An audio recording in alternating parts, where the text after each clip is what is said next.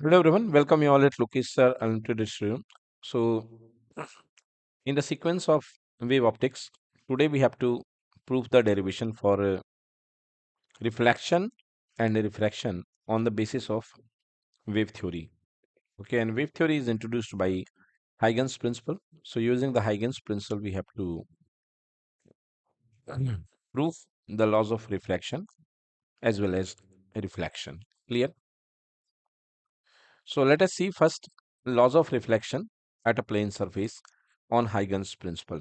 Student, to prove this diagram is very important. Okay, and some important essential knowledge that we have seen yesterday related to Huygens principle. Let us recall it once again. First is wave front and ray.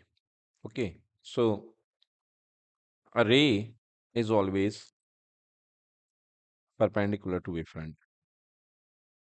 Clear or not clear? We have seen in the last class, like if this is a wavefront, spherical wavefront, then the direction of ray is like this. Okay, so ray is always perpendicular to the wavefront. Clear? Hmm. Now between two wavefront there is a equal distance.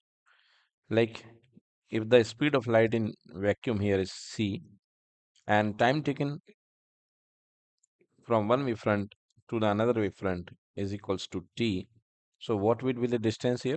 Distance equal to speed into time, so distance equals to c into t. Clear or not?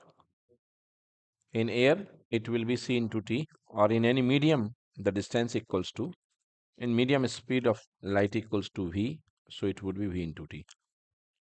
Okay, so distance equal to c into t. So in air, distance equal to c into t, and in a medium, distance equals to v into t. Inside the, between, the angle between the wavefront and the ray is always equals to 90 degree. Taking all these facts in mind, we are going to start here refraction and reflection on the basis of wave theory. One more basic knowledge. Consider you have a right angle L. Yes, this is very important. Okay, this is a right angle L. This angle having this angle value of this angle equals to 90 degree. Now, if you try to tilt this right angle, yes, you moved this arm in this way. So this is the new arm. Okay, you have moved this one arm with an angle theta, then this arm will lift by an angle theta. Agree or not? This is a L shape. So if you have moved this arm with an angle theta, then this arm will also lifted by an angle theta. So if this angle equals to 30 degree, so this arm is all get also lifted with the angle of 30 degree. Right or wrong? Similarly, if you moved this arm downward, yes, check it again. Yes, you have moved now this arm downward direction, and this angle equals to theta, then there is also moment of angle theta. Clear or not? You have to understand that if you moved any of the arm with angle theta, like this arm you have moved with angle theta, then the another angle, then another arm also get a moment of theta. Clear? Yes, and there is a fixed L shape.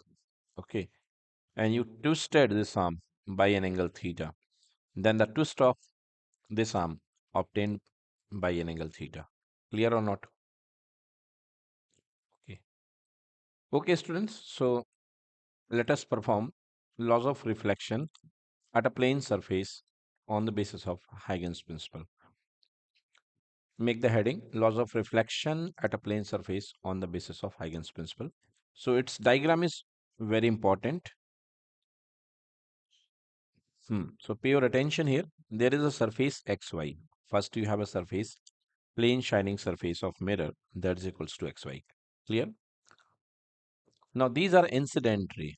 Yes, these are incident ray, and after the incidence, the rays will make an angle of incidence with a normal, and after then they get reflected. So make this incident ray and reflected ray. There are so many light beams, but we have to deal with only one ray of light. Okay, these are parallel beam of light. Now make a normal here, but before that, this is what this is wavefront. As these are parallel rays, so they will form a plane wavefront. Okay, so this is the first wavefront AB. This is called incident wavefront. Clear or not? As you know, wavefront is always at an right angle perpendicular to the rays. So right there, AB is the incident wavefront. Clear or not? Okay. Now this one, this is what? This is reflected wave. These are reflected wave. So the first reflected wave, the first one reflected wave you see here. Sorry, this is the first one reflected wave, and this is reflected in this way. And this is the third one incident wave. So this is the reflected wave. So this is the reflected wave front. Remember, this is incident wave front and this is reflected wave front. Clear or not? Hmm. You cannot draw both the wave fronts together, incident and reflected. So we have make the different wave front. Incident wave front we have drawn on the first wave, and reflected wave front we have drawn on the third ray. Sorry, not it is way, it is ray. Clear? So on the first ray we have made an incident wave front. On the third ray we have made a reflected wave front. Clear? Yes, check the angle. Here the incident angle between the incident ray and the reflected wave front is equals to 90 degree. Yes, I can make this angle here. Yes, this angle equals to everywhere this angle equals to 90 degree. Clear or not? Because it is incident wave front. Okay. And here this angle equals to 90 degree because it's a reflected wave front. Okay, students. Hmm.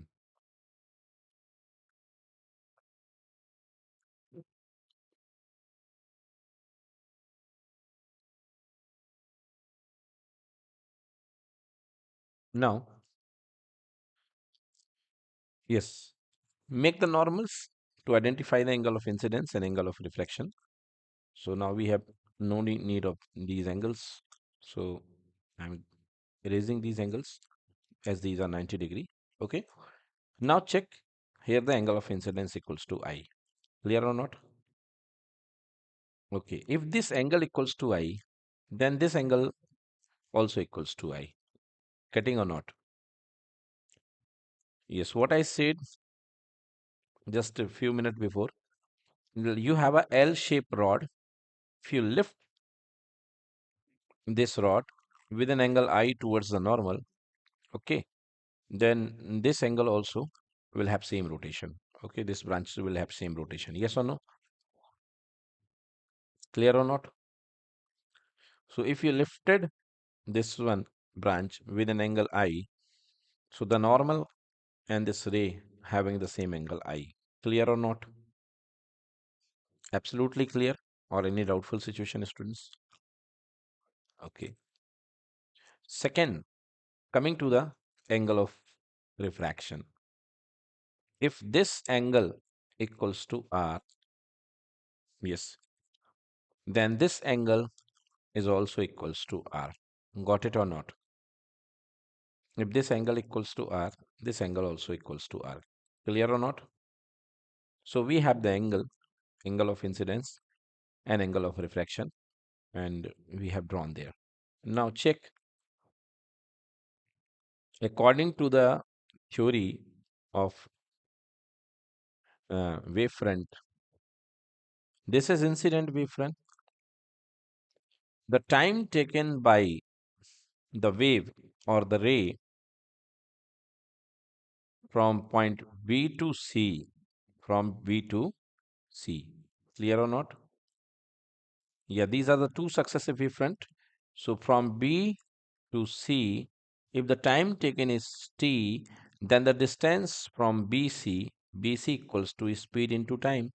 So speed equals to c into time equals to t. Yes or no? So B to C, the distance will become ct. Clear or not? Yes. In the same time, this is the another ray that is emitting from the same wavefront and get incidented on the next wavefront. So the distance from A to D is also equals to C into T. Say yes or no.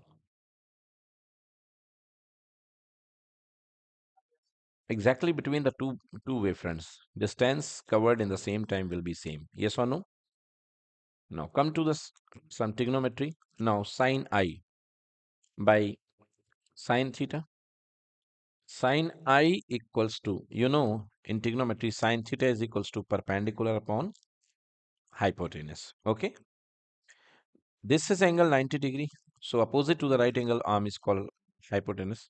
So sine I is equals to perpendicular upon hypotenuse.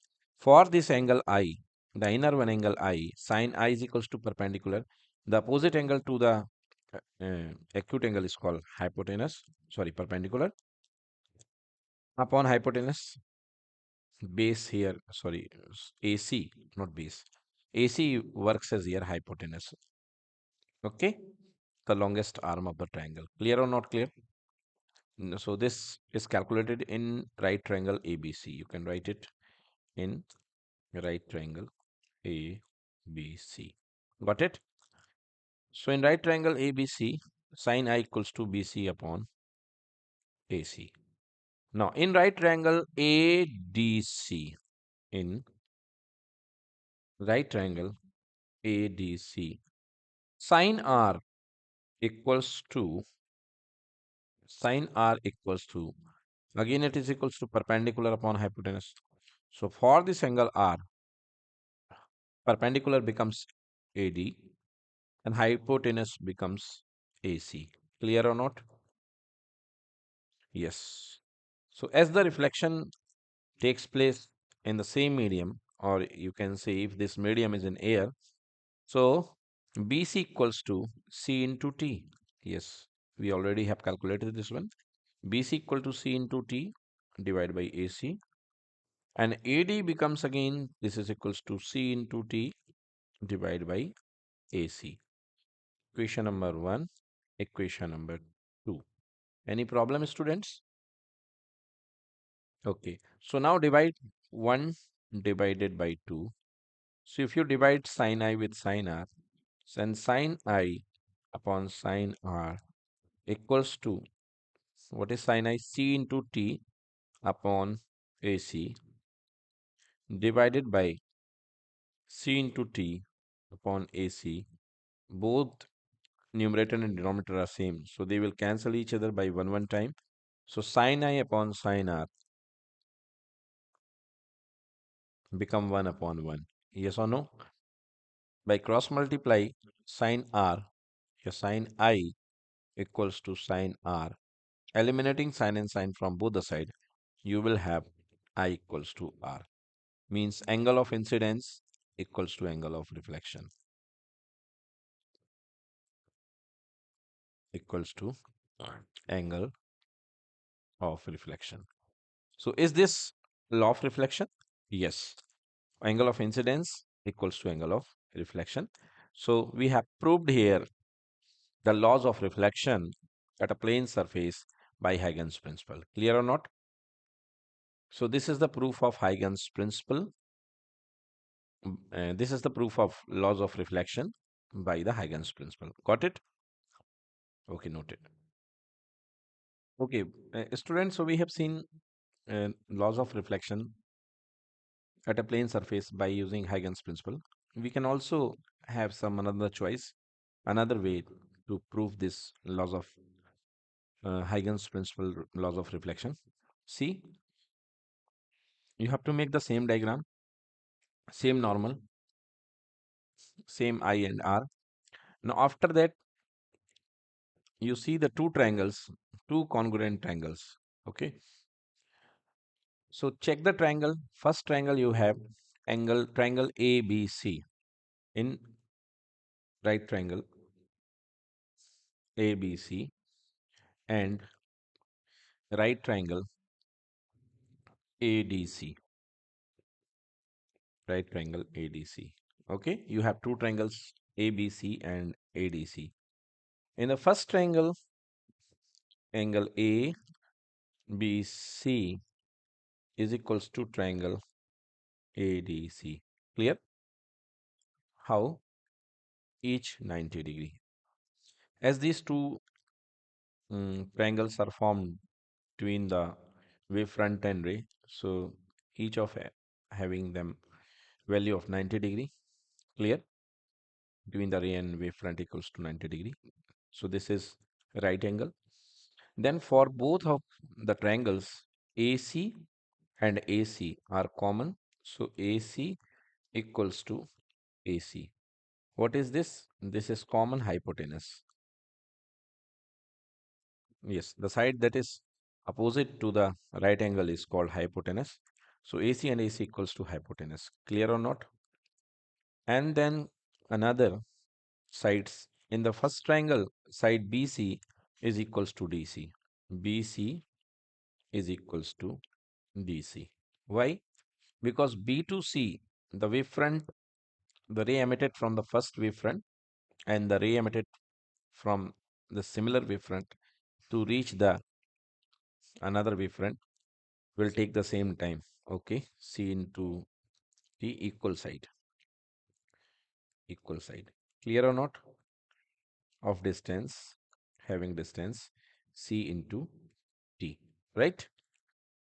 Yes. Earlier we have calculated BC, distance BC equal to speed into time. So speed equal to C and time equals to T. For the same time, AD becomes C into T. So we have congruency by RHS congruency. Right angle hypotenuse side. Class 9th concept. Right angle hypotenuse side congruency. We got that triangle ABC is congruent with the triangle ADC. ADC. Clear? So, by CPCT, corresponding of congruent triangles are equal. So, angle BAC should be equals to angle DCA. Okay? Angle ABC should be equals to angle DCA. Okay? Angle BAC equals to angle DCA. Triangle ABC with ABC is congruent to, for the place A, there should be DCA. Yes, you have to write this as D for the angle A. Here angle A, here should be angle triangle C. For angle B, it should be D. Here A. Yes. For congruency, we have to write the correct sequence of the triangle. Here the is uh, point A is in congruent with C. Okay, correspond to C. Angle A is correspond to C here. B is right angle, that is equal to D, and again A is correspond to C or C is correspond to A. So angle BAC equals to angle DCA. What is the angle BAC?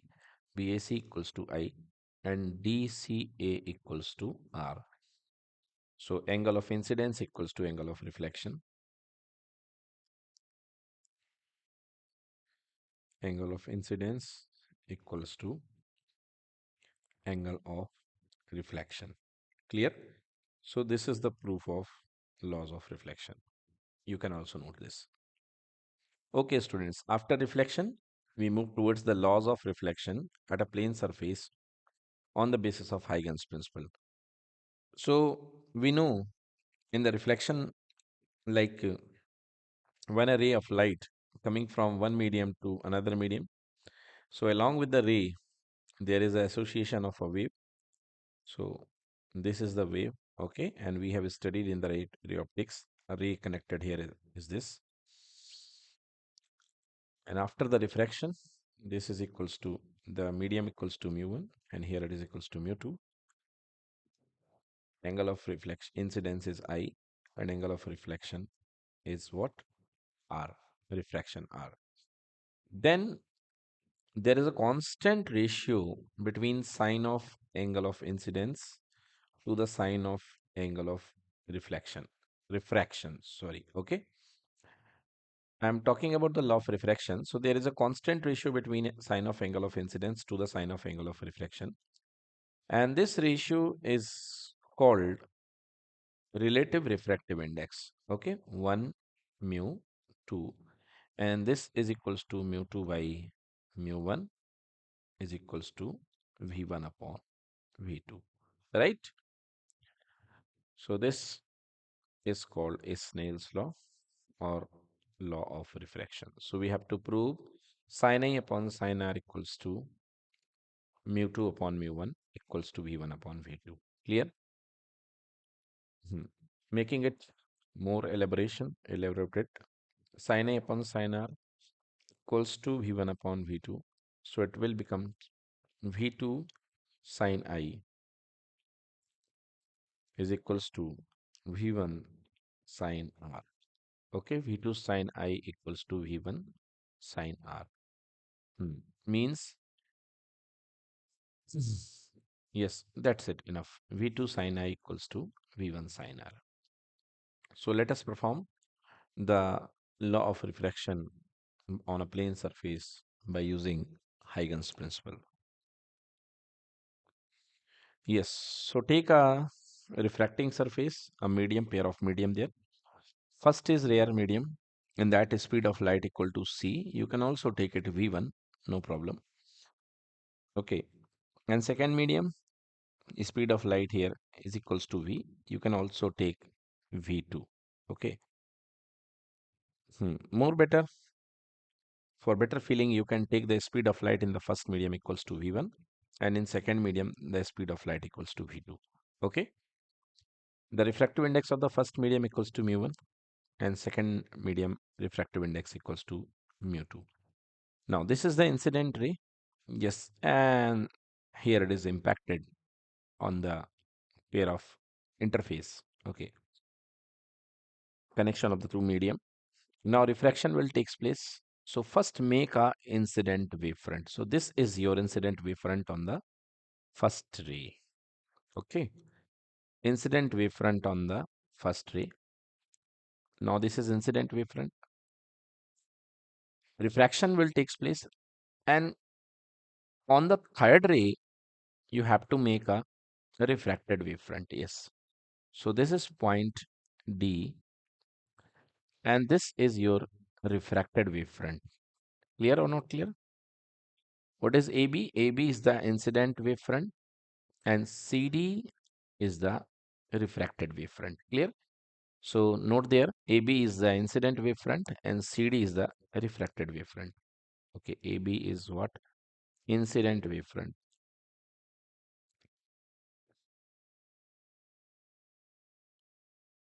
And CD is refracted wavefront.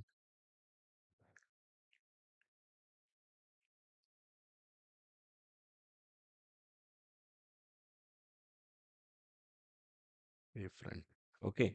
For better clarity, we have taken the incident wavefront on the first ray and the refracted wavefront on the third ray. Okay. It is also possible that we can take a incident wavefront on the first ray, but the diagram may be very complex. So we have selected the refracted wavefront on the third ray for better clarity. Okay. Now I want to confirm one thing, that this is the incident ray and this is refracted ray. Check here the time. In the time, the wavelet, the disturbance or you can say the wave from B travels to the point C between two wavefront. In the same time, the wave A travel up to the point D. Clear or not clear? Yes. Means in the same time, here the wave B travel up to the distance C. Okay, travel to the point C. In the same time, the disturbance here or the wave at A will travel inside the median up to distance D. Clear or not clear? So it is clear in the same time their distances are different, means in the rarer medium, the distance, the speed of the light will be high because the more distance is covered here as the diagram. And here in the second medium, the speed of the light will be less. Clear or not clear? So in the first medium, if the speed of the light is V1, so we can write BC equals to V1 into T as the time taken equals to T. Clear or not clear? And AD equals to speed of the light here in the second medium equals to V2, but the time taken is same to approach the two-way front. Okay, so it will be V2 into T. Clear or not clear? Now making the diagram. So make the normal. If this is angle I, then this is angle I. Yes or no? If this angle I with a normal incidence angle I, then the wavefront will make an angle I with the surface. Okay. Now check the angle R. If this refraction angle is R, then this angle having also have a value R. Yes or no? Confirm about all the angles. Yes or no? Okay. Main thing, the main problem for the students is identification of these angle. If this angle I, then definitely this will have also angle of I. Clear or not clear? Okay. And if this angle is R, this also having angle R. See how? Check this.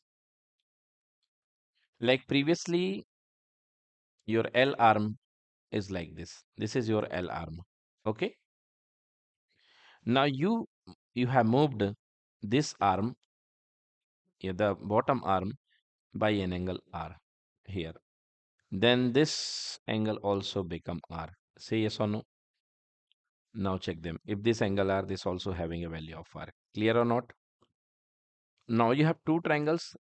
First triangles is A, B, C in triangle, right triangle, A, B, C. Clear? Make the formula for sine I. Sine I is equals to perpendicular upon hypotenuse. So for this angle, perpendicular become BC, acute angle opposite, uh, acute angle opposite arm, that is becomes perpendicular upon hypotenuse equals to AC. Now BC becomes the distance covered in the first medium, so it will equals to V1 into T, right? Upon AC. And in triangle, second triangle CADC, ADC, okay? In right triangle ADC, you can take sine R. Sine R. For this angle, what is perpendicular? Perpendicular is AD upon hypotenuse equals to AC. So what is AD? AD is the distance traveled inside the medium with a speed V2 into time T. V2T upon AC. Make equation 1 and this is second. Okay. Now first divided by second. So this is equals to sine I upon sine R, giving you a ratio of V1T upon AC divided by V2T upon AC. AC and AC get cancelled out and you will have a formula V1 upon V2. Yes or no? So sin I upon sin R equals to V1 upon V2. Sin I upon sin R equals to V1 upon V2. It is speed of light in first medium to the speed of light in second medium. And this ratio of speed of light is called relative refractive index. So sin I upon sin R is equals to 1 mu 2. And this is called law of refraction. There is a constant ratio between sine of angle of incidence to the sine of angle of refraction called relative refractive index for pair of medias. Done? So this is the proof for laws of refraction at a plane surface by using Huygens principle. Note it down. Okay, so you can also write it like this. Later we will see V1 upon V2. So V2 sine R equals to V1 sine I. Okay, okay. Yes, note it. Okay, students. So theory related to the reflection on the basis of wave theory. Reflection. Huygens principle can be used to explain the phenomenon of reflection and refraction of light on the basis of wave theory. In the given figure, AB is the plane wavefront. So first here, this is the plane wavefront. Okay, plane wavefront incident on a plane mirror M1, M2. So M1, M2 here is the plane mirror at an angle B, A dash. So this B, A dash. In the given figure, AB is the plane wavefront incident on a plane mirror M1, M2 at an angle A dash equals to I. So as this angle equals to I, as this is incident ray, an incident ray made an angle I. The same angle of the wavefront to this incident ray make will make an angle I with the surface. Okay. Now the incident ray after the reflection, this ray will traveling a distance, suppose a time t for a time t, with a speed of light to reach the second wavefront. There is a distance c into t. According to the Huygens principle, every point on a AB is source of secondary wavelet. Let a secondary wavelet from B strike at M1, M2 at A dash in t second. Okay. So B A dash, B into A dash. Yes, I am talking about this one. Sorry. So B to A dash, secondary wavelet will strike here. B to A dash in time t. So the distance B A dash equals to C into t. Okay. Okay. So this is the secondary wavelet's disturbance traveled from B to point A dash. The secondary wavelet from A. Now we are talking about the secondary wavelet from A reaching to the same wavefront in the same time and in the same medium, they having the same speed. So the secondary wavelet from A will travel the same distance c into t in the same time. Therefore, as a center, A as a center and c into t as a radius, draw an arc. So you can also make an arc here that will give you the wavefront. Okay, secondary wavefront. So to reach this secondary wavefront, you have a distance c into t. Okay, clear? AB dash equals to C into D. From A dash, draw a tangent plane AB dash touching the spherical arc tangentially B dash. Therefore, A dash B dash is the secondary wavefront after T second. Yes, we just have talked about this. This will be your secondary wavefront. Okay, secondary wavefront. Okay, this would advance in the direction of rays 1 dash, 2 dash, and 3 dash, which are corresponding reflected rays perpendicular to A dash B dash. Now angle of incidence equals to I, angle of reflection equals to R. As we have proven using the RHS congruency, so we got angle I equals to angle R, which is the first law of reflection. Clear? And we already have proved this in our PPT slide by RHS congruency. Check here, this is equals to right angle. Okay, this becomes as a common side. Okay, and hypotenuse is also equal. This is called hypotenuse A dash. So by RHS, both the triangles are congruent. So this we have proved I equals to R by CPCT, and which is the first law of reflection. Further, the incident wavefront AB, the reflected surface M1, M2, and the reflected wavefront A dash B dash are perpendicular to the plane of paper, means all these lying on the same plane. Therefore, incident ray normal to the mirror M1, M2 and reflected ray all are lying in the plane of the paper. So this is the second law of reflection. Okay, so you have to write this line too. this one paragraph. Hmm. Because in reflection there are two laws. First is angle of incidence equals to angle of reflection, and second, the incident ray, the normal to the mirror, and the reflected ray all lying on the same plane. Clear? Now, next, proving the refraction on the basis of wave theory. We have seen the essential derivation related to the refraction. Now, see the theory. In the given figure, xy is a plane surface that separated a denser medium of refractive index mu from a rarer medium. Yes, so there may be the two mediums, one having the refractive index mu1 and another having the refractive index mu2. Okay, if v1 is the velocity of light in the rarer medium and v2 is the velocity of light in the denser medium, then we know that mu1 equals to c upon v1. Okay, mu1 absolute refractive index equals to speed of light in air to the speed of light in medium. In optics, we have seen mu1 upon mu1 equal to c1 upon v1 and mu2 equal to c upon v2. If you divide, you will get 1 mu2, 1 mu2 equals to v1 upon v2. Clear? If you divide mu2 by mu1, you will have 1 mu2 is equals to v1 upon v2. Clear? And the value of 1 mu2 equals to mu2 by mu1. It is called relative refractive index of the second medium with respect to first medium. Clear? Here AB is a plane wave front incident on XY at an angle BAA dash equals to I. 1, 2, 3 are the corresponding incident ray normal to AB. So AB is the incident wave front and these are the incident ray. For derivation, we have take this angle as I, then this angle is also equals to I. In the first medium, the secondary wavelets to travel start from here. Okay, till it reach to the point B, it has to cover a distance of V1 into T. Okay, it has to cover the distance V1 into T. Now the refracted ray that is in second medium has to cover a distance V2. For the same time, it will travel a distance uh, T, and this will rise a distance away from secondary wavefront inside the medium.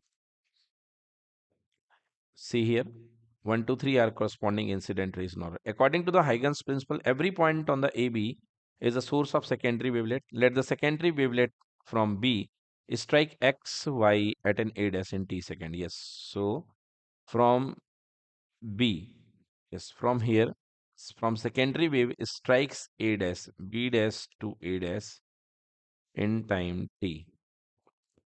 So according to the Huygens principle, every point on AB as a source of secondary wavelets, let the secondary wavelets from B strikes A dash in T seconds. So B A dash equals to, sorry, I have made here some incorrect, as this is the wavefront. So wavelet will travel from the point B, not from A. Okay, this is not the direction of ray. This is the direction of ray. So this ray, the wavelets are travel from B to A dash in time t. So B A dash equals to V1 into t. Yes, B A dash equals to V1 into t. Clear? Yes. Similarly, from here, from incident wavefront, there is a traveling of secondary wavelet with a speed V2 for the same time t. The secondary wavelet from A travel in the denser medium with a velocity v2 and would cover a distance v2t in t second. Therefore, with A as a center and radius equals to v2 into t, draw an arc B dash that will give you secondary wavefront here. Yes. So this arc will give you secondary wavefront. From A dash, draw a tangent plane touching the spherical arc tangentially at B dash. Therefore, A dash B dash is the secondary wavefront after T second. This would advance in the direction of rays 1 dash, 2 dash, and 3 dash, which are the corresponding refracted rays perpendicular to A dash B dash. Let R is the angle of refraction, as angle of refraction is equal to the angle which is reflected plane wavefront and A dash B dash with the refracting surface. Therefore, angle A dash B dash equals to R. So this theory we already have cleared all the angles. If this angle equals to R, then this is sorry, if this angle equals to r, this also having the value r. Clear? Now made the formula for sin I and sin r. Divide sin A upon sin r. You will have v1 upon v2. So that is equals to 1 mu 2. So 1 mu 2 equals to sin I upon sin r equals to v1 upon v2. Clear? So sin A upon sin r equals to mu 2 by mu 1, which proves the Snell's law of refraction. Moreover, you can write like this: mu 1 sin I equals to mu 2 sin r. Okay.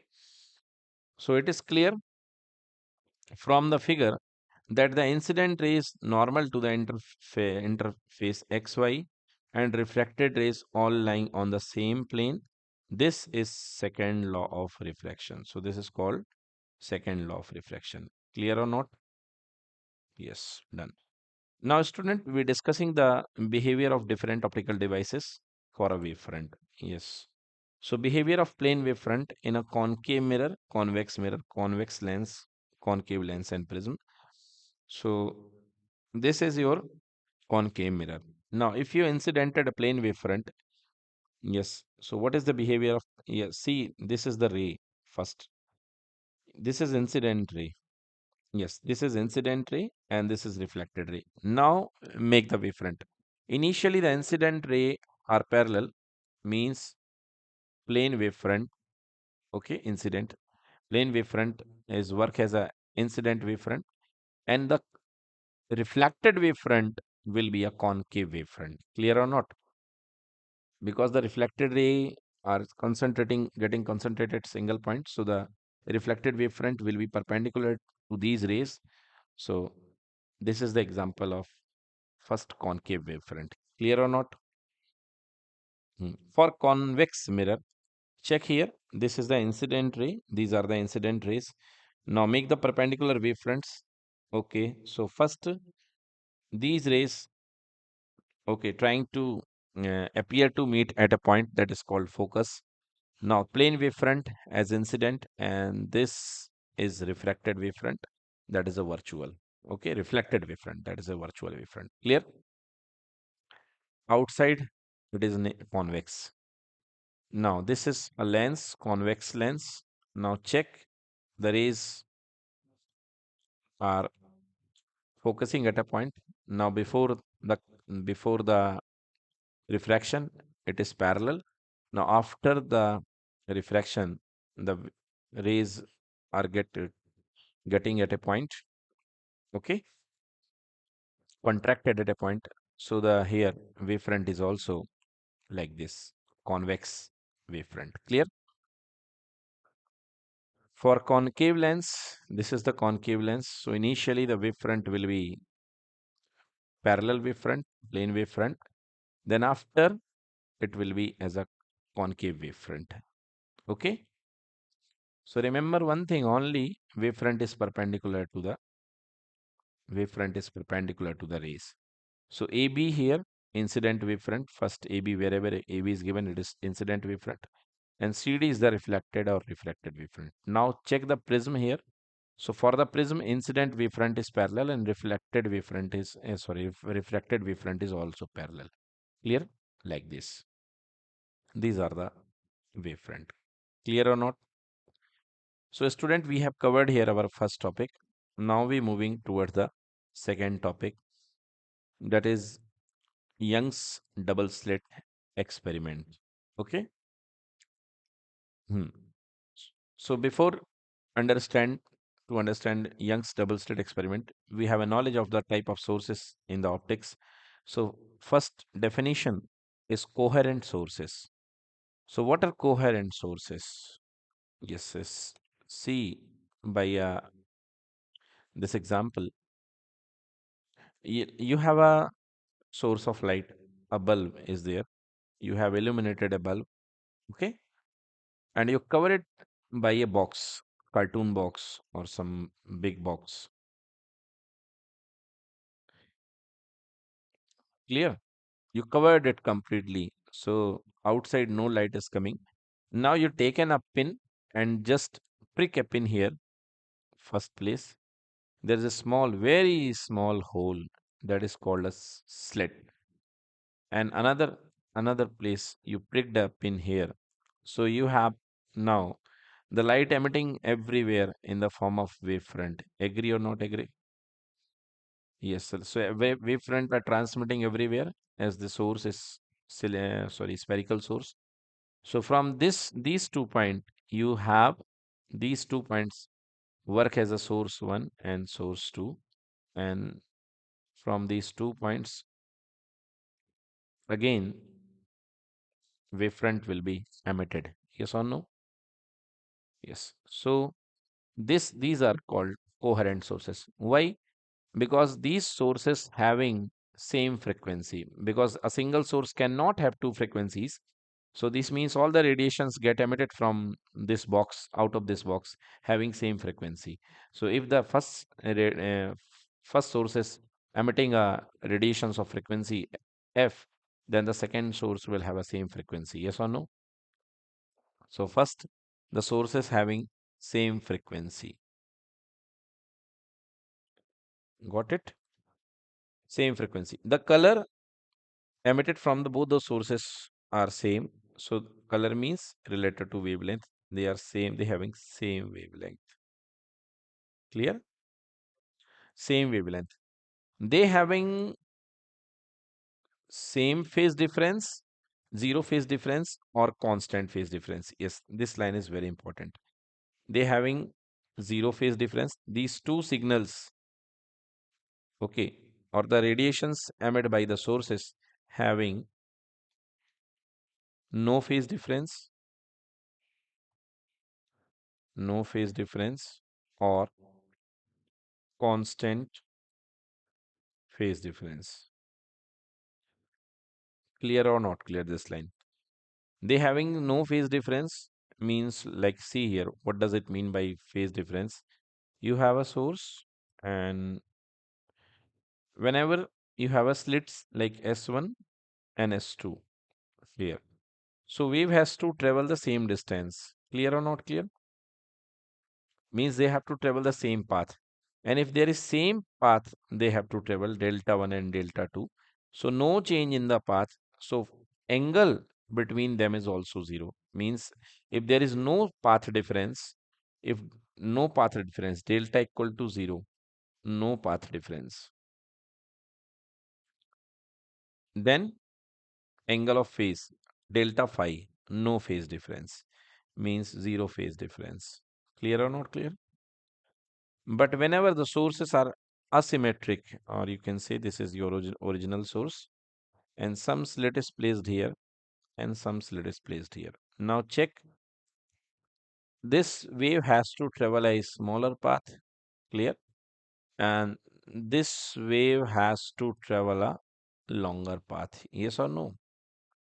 So there would be some path difference between the two rays, okay? So the phase difference will be introduced. For the both the signals, there will be some phase difference, okay? So here the delta phi will be introduced. So the two waves are said to be coherent. Two signals are said to be coherent when they having a constant phase difference.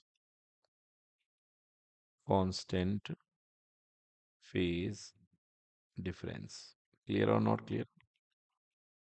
So they having a constant phase difference. Yes. Okay. So coherent sources of light are those sources of light which emit waves of same wavelength, same frequency, and in same phase or having constant phase difference. Yes, write this line, very important. Coherent sources of light are those sources of light which emit waves of same wavelength, same frequency, and in same phase or having constant phase difference. Clear? Same frequencies and same wavelength is very important. Hmm. Coherent sources can be produced by two methods. You can produce coherent sources by two methods. First, by division of wavefront, and division of wavefront, yes, exactly the same situation I have presented here. There is a single wavefront, and you have splitted this single wavefront into the two wavefronts. This is called Young's method. Okay.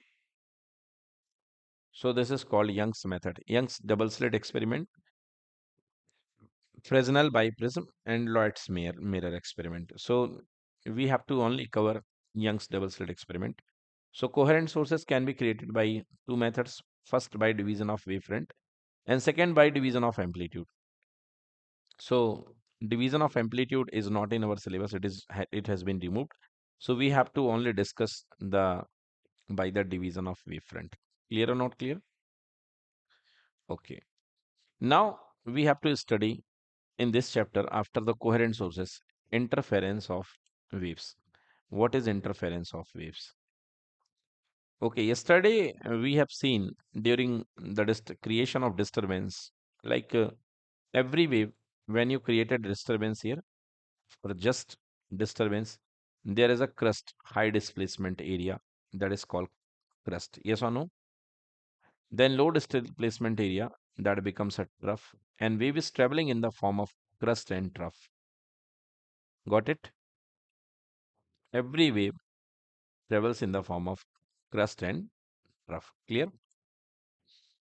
So, as we have a light source here, light source also emitting the signal in the form of crust and trough. First is crust, then trough, crust and trough, crust and trough, crust and trough. When you break this source with the help of two slits in the two another sources S1 and S2, so they also having their respective crust and trough, crust and trough, crust and trough, crust and trough. Yes or no? Crust means high vibration areas, means high energy zones, and trough means low energy zones, low displacement. Clear or not? As you know, for I is proportional to amplitude square. Yes, see. So let us understand interference of wave. In what way the interference of waves takes place? So this is your first wave, this having an amplitude of E1. Okay. And second wave is the blue wave that having the amplitude of E2. Okay.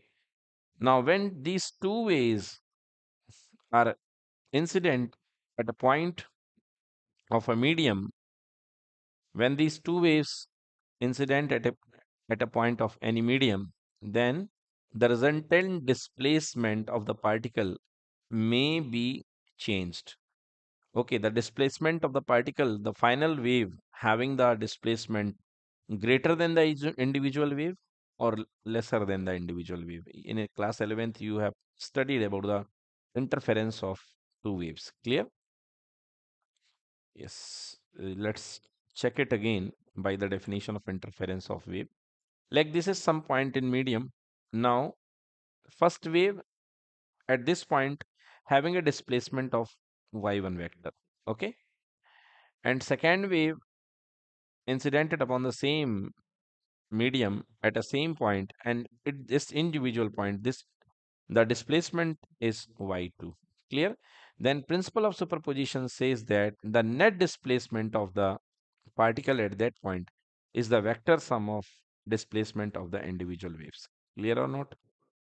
When two or more than two waves superimposed, this phenomenon is called superposition. The superimposed at a point in a medium, then the resultant of the resultant displacement of the wave is the vector sum of the resultant displacement of the individual waves. This is called principle of superposition of wave. Clear or not clear?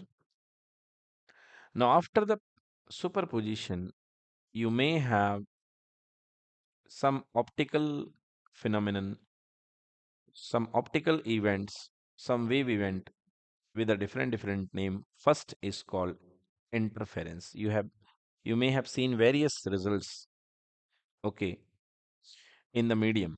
First is called interference. What is interference of the two wave? Check here by this diagram. What does it mean, interference of two wave? So we have this one is first wave having an amplitude of E1. In the same phase, as I said, for a coherent wave, the two sources, the waves emitted from the two sources either having constant phase difference or same phase. So Conditionally, here we have taken the second wave in the same phase. Now, what happened? The two waves superimposed at a point, and the resultant wave, when the two waves added together as they are vibrating in the same phase, so the resultant wave having the amplitude as addition of those two. So the resultant amplitude at the peak, or you can say this is called crust, becomes E1 plus E2. Clear or not?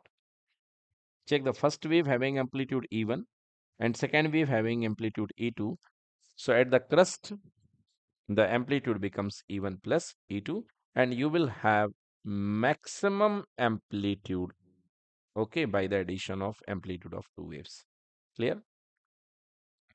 So what happened? The energy redistributed here, and at the point where the two waves meet together with a zero phase difference, the energy of the two waves realized very high, E1 plus E2.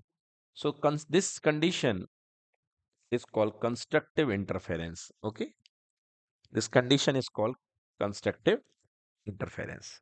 Clear? Second, see the next situation. This is our first wave having an amplitude of E1. This is a second wave having an amplitude of E2. Now these waves are interfering each other, but you can see both the signals, in both the signals, the particles vibrating in the opposite phase, means an angle of 180-degree to each other. Once at this situation, this particle is going upward and this is going downward. So the displacement will be subtracted and the resultant wave will have a lower amplitude from both. Yes or no? So see, this is the green one ray, this having lower amplitude, means energy subtracted, getting subtracted. This is called destructive interference. And final wave, for final wave, your interfered wave, final wave having amplitude of E equals to E1 minus E2. Clear? So this is called destructive interference. Red one is the first wave, second wave blue color, blue, the green one is the resultant wave and the blue line is given reference line. Now see this whole phenomenon as a source, two sources. Yes, these are the two sources. Very carefully watch their crust and their troughs. Okay. First, you have given the blue one as your crust. The blue lines is crust, means high displacement areas. Clear? The high vibration is crust. Then it is trough. So check here the blue one, first one blue, and the red one blue. Here also for the source 2, the first one blue, and here the red one blue. Then again the third one blue, then red one for the first source. Okay. So many crust and trough are there. Now check this point. What I want to show you here, the blue meet with the another blue. Yes or no? Here the red meet with the another red. Clear? Means crust meeting with crust. So this is the meeting of crust and crust. Check here. This is crust and this is crust. Yes or no? So blue means crust to crust. Red means trough to trough. So crust to crust and trough to trough. When crust meet with the crust and trough meet with the trough, then there is a what? Constructive interference. Yes or no? Okay, so check here. This is the constructive interference, means after the meeting of these two signals, energy increases, resultant amplitude increases. Okay, and you have a brighter band of energy. Yes or no? Check here. Again here, red, blue, red, blue, red, blue, red. Clear or not? Means meeting of crust with crust and meeting of trough with trough. Agree or not agree? Yes. Now, see this place. Red meets blue. Okay. Should I take some another color pen? Okay, I'm going with this color. So here, crust with trough, crust with trough. crust with trough, crust with trough, crust with trough, crust with trough. Yes or no? And here also crust with trough, the red and blue signal getting together. So when crust meted with trough, check here, this is crust and this is trough. So when crust meted with trough, then what happened? Destructive interference. Clear or not?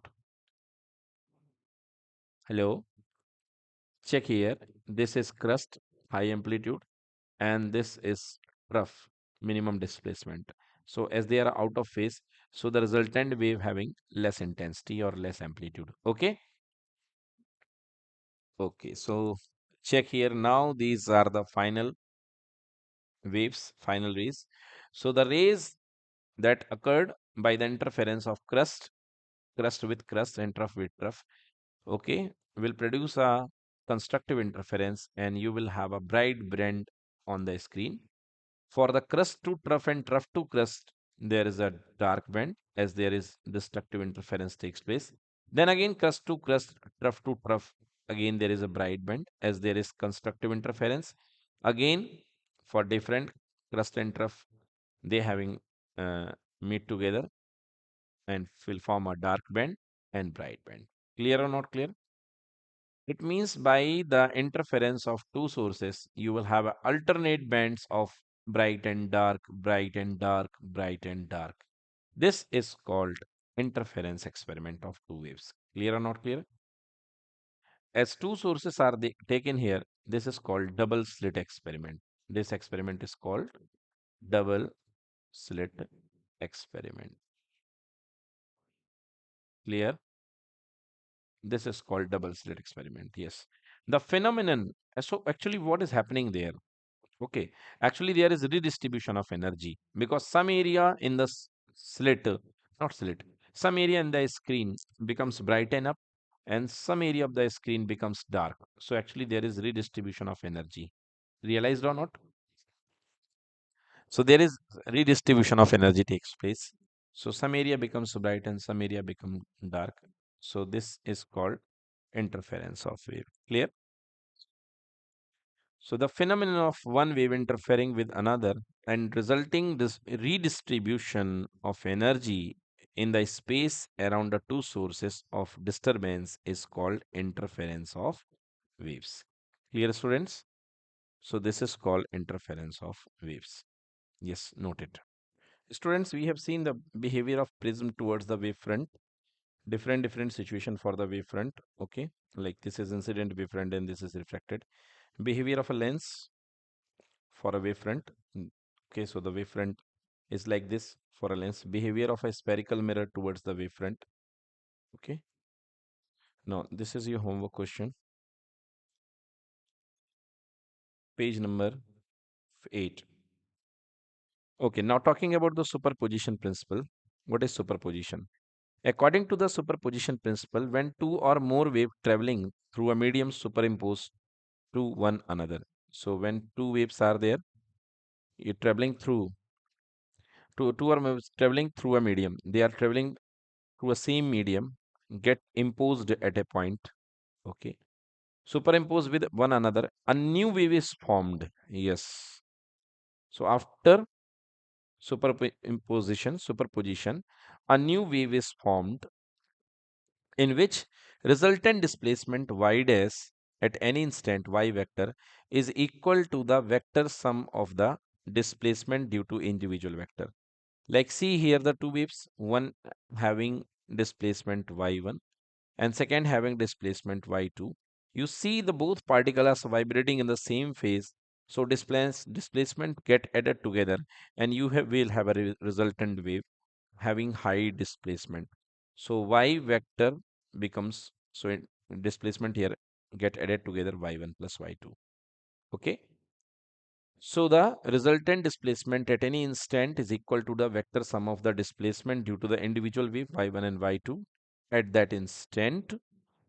So like here, this is called, these waves are said to be construct uh, interfere constructively, and this type of superposition is called, this type of interference is called constructive interference.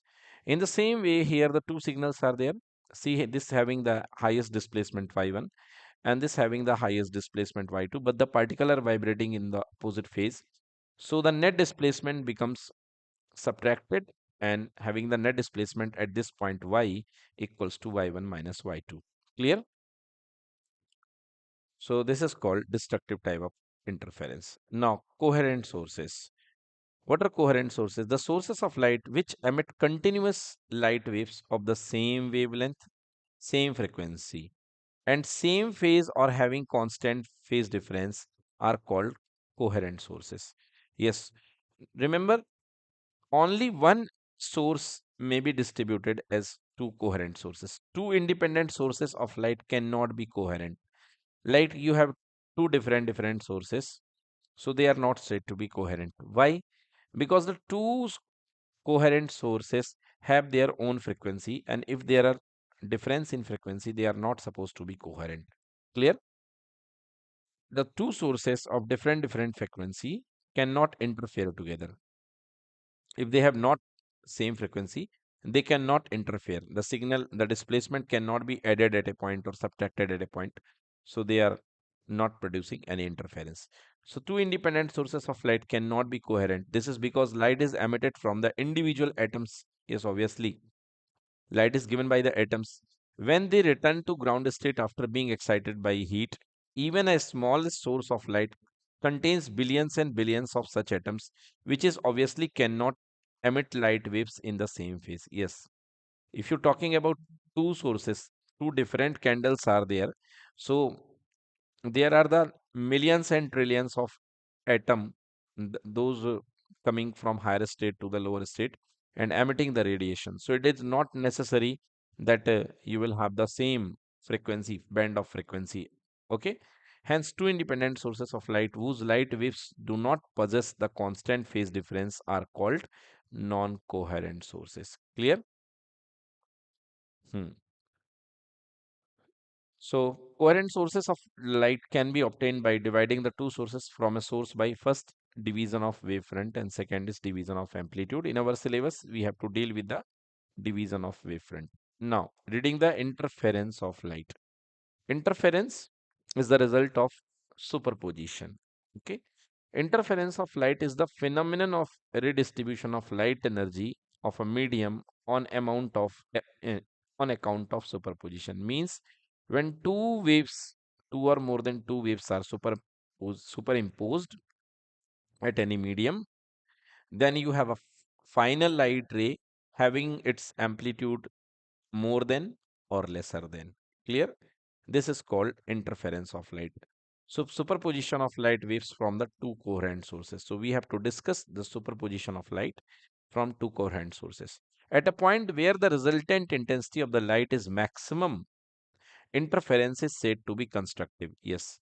When you see the pattern of interference, there are some point where the intensity of resultant light becomes maximum, then those points are called point of constructive interference and interference is said to be constructive.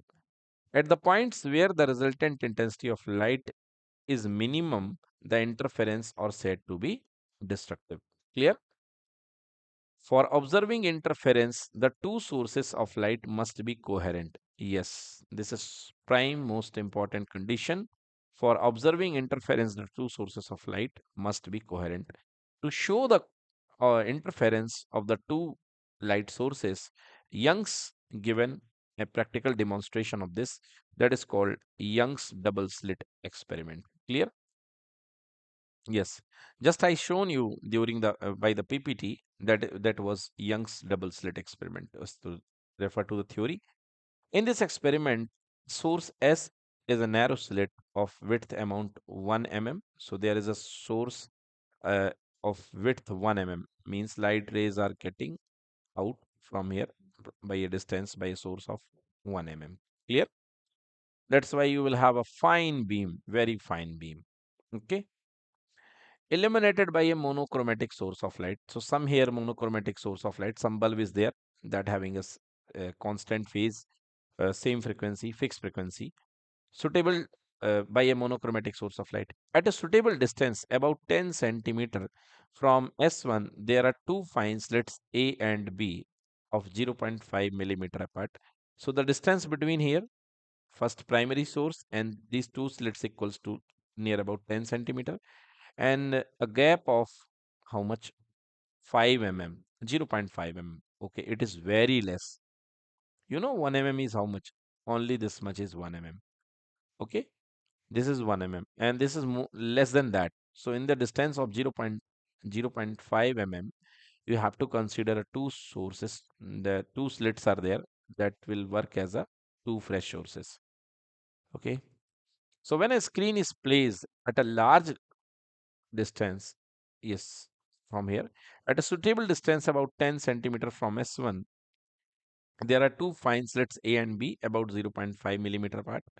When a screen is placed at a large distance, about 2 meter from these two slits, now this gap is about 2 meter, and you have placed a screen here. Okay, to see the patterns of interference, you have placed a screen here. Hmm. Place the screen large distance 2 meter from this slits A and B. Alternate bright and dark fringes running parallel to the length of slits appear on the screen. So you having a bright band first. This is a bright band. It will be formed somehow here. Then here it is a dark band, black band in this screen like this. Here again it is a bright band. Here again it is a dark band. Here it again is a bright band. Okay. So you will have alternate bright and dark band. Dark. These bands are called fringes running parallel to the length of the slits appear on the screen. These are the interference fringes or interference patterns. Now, what is happening here? Bright fringe.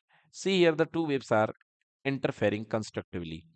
The first wave is second one, the dotted one, and second wave is the upper wave. Now, this is the resultant wave having the amplitude of y1 plus y2. Now, in the second, there is totally dark, means the totally two waves interfering out of phase 180 degree at a phase angle of 180 degree. So will cancel amplitude of each other, and you will have a zero amplitude, and zero amplitude means zero intensity, because intensity is proportional to amplitude square. When you having zero amplitude, zero square equals to zero. So there is zero intensity. Clear? Again, there is in interference. First, it is meeting of crust and crust.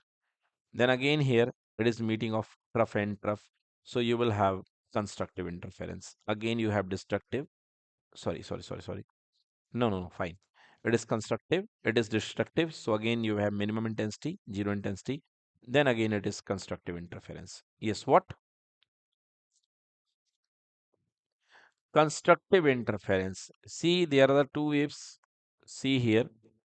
Mm, the second wave, you see the dotted waves and the continuous waves. Okay. Dotted wave and continuous wave. From signal A, this is the continuous wave, the blue one. Okay. And this is the continuous wave from B. Yes. Clear or not clear? Continuous wave means this one without of dot is called crust. And this dotted is called trough. Clear? So you can see the meeting of crust from the first source and crust from the second source. Clear or not clear? So crust to crust, meeting of crust to crust. Then again, trough to trough. You check here. I'm making it with by green color. This is the meet of trough to trough. Again, this is trough from the source B, and this is trough from the source A. You got it this point? So meeting of trough and trough. Again, it is crust and trough, then trough and trough, crust and crust, trough and trough, crust and crust, trough and trough. So when crust meet with crust and when trough meet with trough, intensity maximize, and you will have a constructive interference. Clear or not clear? For constructive interference, you will have a bright band. Clear? Okay. And for destructive interference, you have a dark band. Clear or not clear? Okay. Explanation. According to the Huygens principle, the monochromatic source of light illuminating the slit sends out a spherical wavefront. Yes, I'm talking this source sends out the spherical wavefront in the form of crust and trough. Clear? Let the solid arcs represent the crust and dotted arcs represent the troughs. These wavefront reach at the slit A and B. Now, these wavefronts reach at the slit A and reach at the slit B. Clear? So what happened? Which in turns become the source of secondary wavelet. Now these so becomes the sources of secondary wavelet. Thus the two waves of the same amplitude and the same frequency with zero phase difference are given out by A and B. So now these two become a source and they or what I say there will be a division of wavefront takes place. Yes or no? So one wavefront is splitted into the two wavefronts. Now they are becomes a fresh source of new wavefronts and emitted their wavefront. So same is there in which they become the sources of secondary wavelet. Thus the two waves of the same amplitude and same frequency with zero phase difference are given out by A and B. Why zero phase difference? You see from the source the distance of A and B are equal. Clear or not? So they will have no path difference or you can say zero phase difference. Clear na? Because exactly the same time will be taken for both the source to reach the waves to the two sources. Okay, given out by it, these waves on superposition produce interference. The dots representing the position of constructive interference. Here the dots representing the position of constructive interference. See, these are the dots, black dots. Clear? So here the constructive interference will takes place and you will have a high amount of intensity. Clear? Constructive interference where crust of one wave falls on the crust of other and trough fall on the trough, the resultant amplitude and hence intensity of the light is maximum at these positions. Okay. Similarly, the crosses, yes, the crosses here in the diagram, you see there are some crosses. Okay. Yes, crosses, crosses, crosses. What is happening there? You see the crust is meeting with the troughs. Okay. Means they are meeting, the waves are at a 180-degree out of phase. Okay. One is crust here and second is trough here. Clear or not? So when there is a meeting of crust and trough, displacement will be less. So and the trough falls on sorry here. Similarly, the crosses represent the position, the destructive interference, where the crest of the one wave falls on the trough or the of the other, and vice versa. The resultant amplitude and hence the intensity of the light minimum at these position. Clear or not? Thus, we have bright fringes at C, E, and G, and dark fringes at D and F. Yes. For D and F, you will have a dark fringes as a result of destructive interference, and you will have a bright fringes of C, E, and G. Clear? Okay. These bright fringes and dark fringes are placed alternatively, and they are equally spaced. Okay. They are equally spaced. Done. Okay, students. So we have seen during the interference of two waves, the two waves are interfere at a point and the resultant wave have this resultant amplitude and resultant angle of phase. Like this is first wave having its displacement is given by y1 vector and this is second wave having its displacement is given by y2 vector. Okay, actually the displacement equation of any wave is given by y is equals to a sine omega t plus phi. So it means what is A? A is the amplitude of the given wave. This is amplitude. And phi is the angle of phase. Angle of phase. Angle of phase. Clear? So when you interfering these two waves, then you have a type of resultant wave like this. So this wave also having some amplitude and having some angle of phase. So you have to find what is the resultant amplitude and what is the resultant angle of phase. So two things we have to find here. First is resultant amplitude,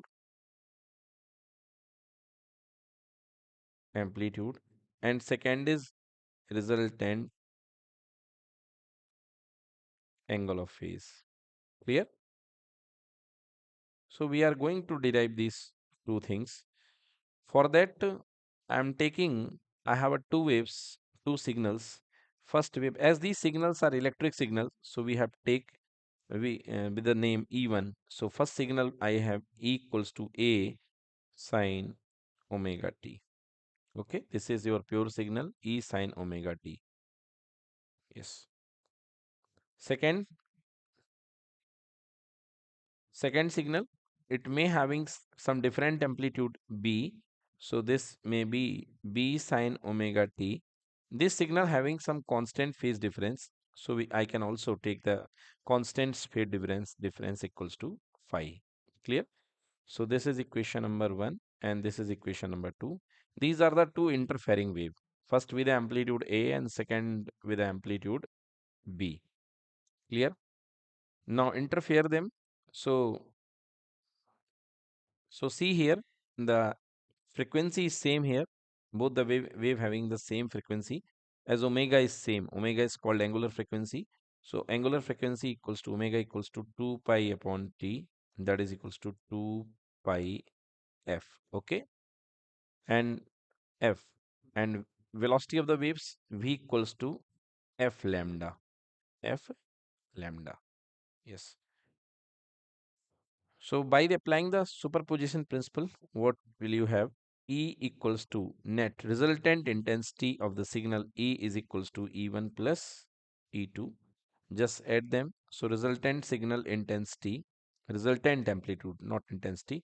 Resultant equation for the wave, displacement equation. Resultant displacement of the wave equals to A sin omega t plus B sin omega t plus phi. Clear? A sin omega t plus B sin omega t plus phi. So E equals to A sin omega t plus B. Now place the value here of with the formulas sin A plus B. What is formula for sin A plus B? Sin A cos B plus cos A sin B. This is formula for sin A plus B. So B sin omega t cos phi plus B cos omega t sin phi. Clear or not? I have placed here the value of sin A plus B. It's okay. So A, now you merge together sin omega t and here again sin omega t. So if you merge these two terms, so E here, it becomes A plus B cos phi. Outside the bracket, I can place here sin omega t. Okay. Check here A plus B cos phi, and outside the bracket it is sin omega t plus B sin phi into cos omega t. Okay. Give it equation number 1. Equation number 1. You check these two terms are constants. Okay. A plus B cos phi and B sin phi. These are constant because A is the amplitude of first wave, that will be constant. B is the amplitude of second wave, that is called constant. And cos phi is the amplitude, is the phase angle. Phi is the phase angle between the two waves, that is also constant. Clear? So if I consider, let A plus B cos phi is equals to A cos theta. Okay. A plus B cos phi equals to A cos theta and B sin phi equals to A sin theta. Okay. A plus B cos phi equals to A cos theta and A plus B sin phi equals to A sin theta. Now by equation 1, by first, place here the value E equals to, in the place of A plus B cos phi, it is equals to A cos theta, and it has become sine omega t, plus this is becomes A sine theta cos omega t. Clear?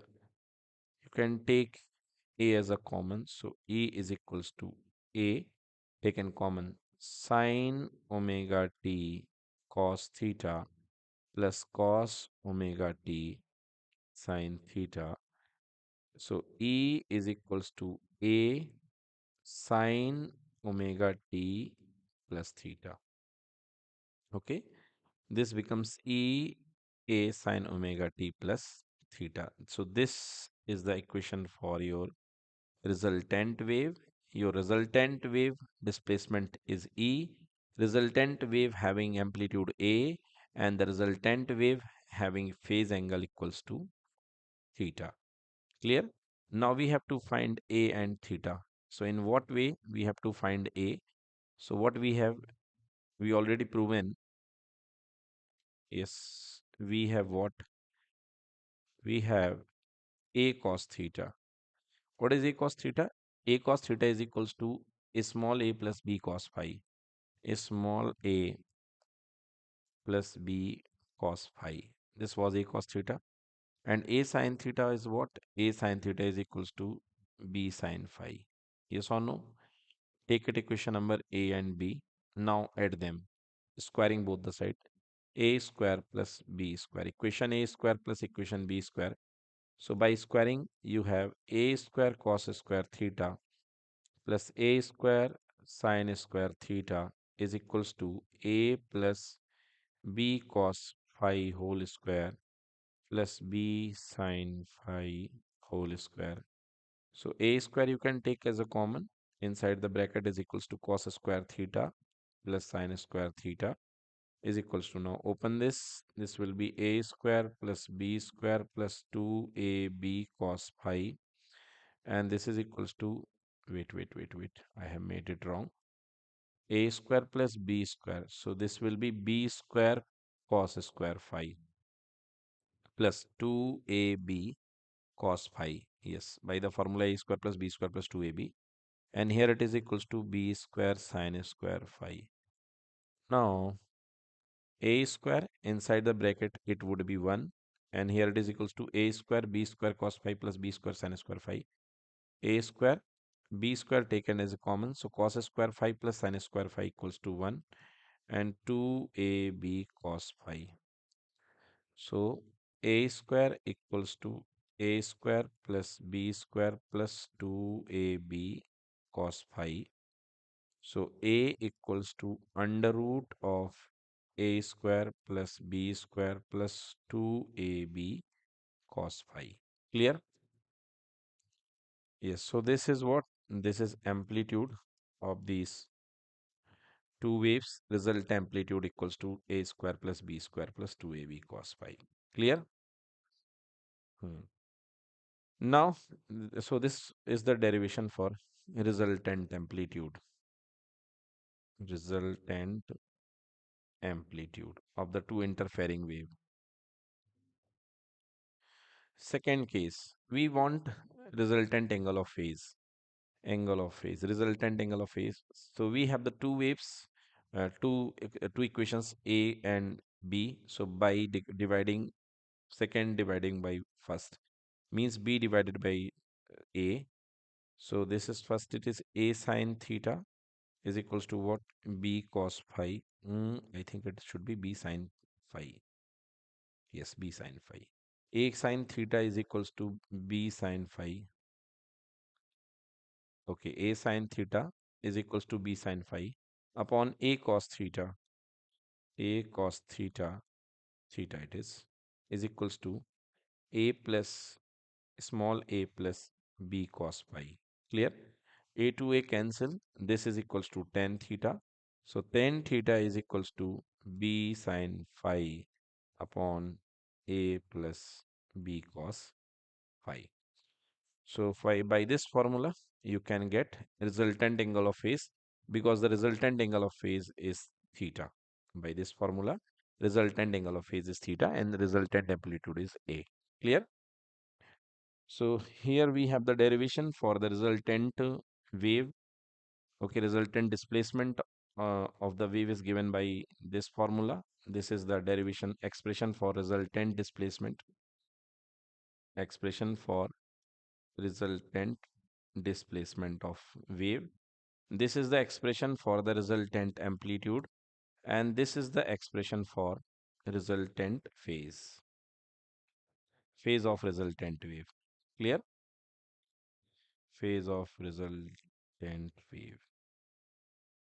Okay, student. So now this has been completed. Now see this in a PPT way. So theory of interference wave. We have the two signals. First is A sine omega t. Second one is A sine omega t plus phi. Okay. So the two waves are same speed, same wavelength, same frequency, same time period, nearly equal amplitude, traveling with the same direction with a constant phase difference phi. Omega is the angular waves, angular frequency of the wave. AB are the amplitude of the individual waves. E1 and E2 are the instantaneous value of the electric displacement. Applying superposition principle, the magnitude of the resultant displacement of the wave is given by how it is E equals to E1 plus E2, means equal to A sin omega t plus B sin omega t plus phi. So I make you clear how you can get A plus B cos phi sin omega t B sin phi cos omega t. Clear? Consider A plus B cos phi equals to A cos theta and it is equals to A sin theta, and you will have final equation of the resultant displacement for the resulting wave equal to A sin omega t plus phi. Here E is the resultant displacement, A is the resultant amplitude, and theta is the resultant phase difference. Clear, beta? And A is equals to, on solving the two equations, A equals to A square plus B square plus 2AB cos phi, and tan theta is equals to B sin phi upon A plus B cos phi. Clear? Now make the phasor diagram for small a, small b, and phi. Check here. You have your first wave that is having amplitude A, small a. Okay. Yes. So this is the amplitude of first wave. Now by as it the omega t means zero initial phase, and if this is zero initial phase, this initial phase constant phase equals to phi with the direction of omega t. Yes, this is your second wave having an amplitude b and made an angle phase difference of phi. Clear or not? So there is a phase difference of phi. Okay. Now break the two components of phi. So in the direction of A, there is b cos theta, and in the direction of B, there is b sin theta. Clear or not?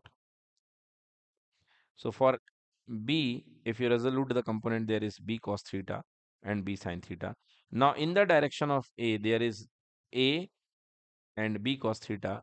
So your axial component having its magnitude A plus b cos theta, and this is equals to b sin theta. You have considered A plus b cos theta as capital A, sorry, A plus b cos phi as capital A cos theta, and this is as capital B sin theta. Yes, so this is A cos theta, and this you have assumed as capital A sin theta. Clear or not clear? For A cos theta and A sin theta, it resultant will be equals to capital A, and theta is the angle. Clear or not? So what is A? A is the resultant of the final after interference wave, resultant interfered wave, and theta is the phase of interfering wave. Clear? Hmm. So you have got A. A is the amplitude of the resultant wave, and theta is the phase of resultant wave. Clear? So everything is clear, students. So tan theta is equals to this one and capital A equal to this one.